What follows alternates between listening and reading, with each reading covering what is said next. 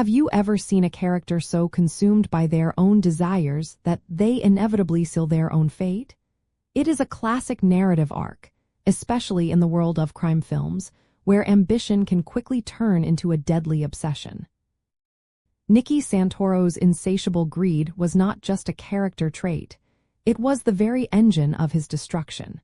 His relentless pursuit of more power and more money directly led to his brutal downfall and the unraveling of everything he and his associates had built.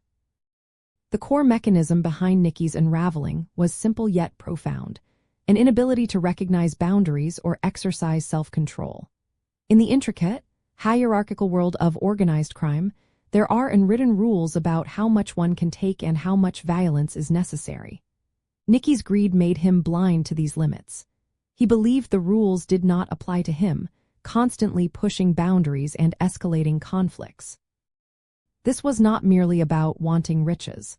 It was an uncontrolled hunger for dominance and respect, which manifested as taking more than his share and using excessive, often public, violence.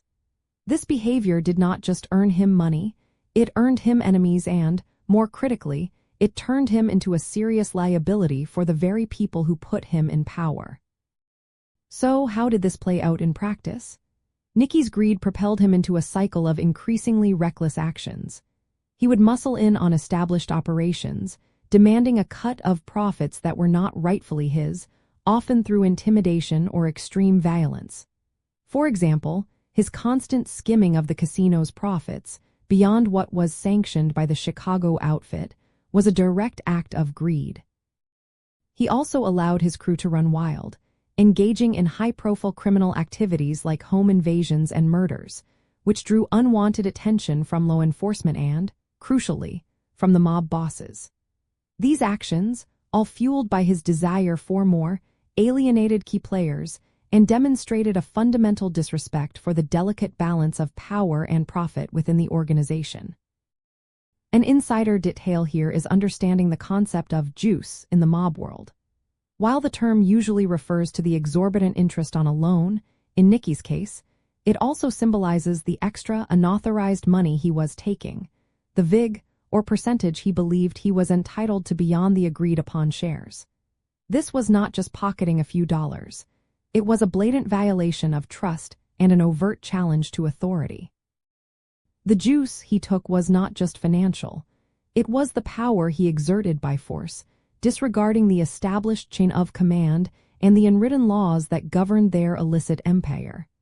This kind of excessive, unauthorized juice became a direct threat to the entire operation.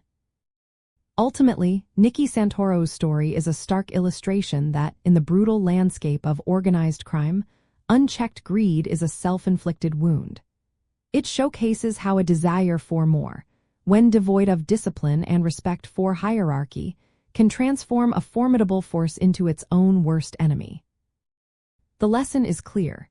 Even within a world built on illicit gains, there are limits, and those who relentlessly cross them, consumed by their own avarice, inevitably pay the ultimate price, reminding us that true power lies not just in taking, but in understanding when to stop.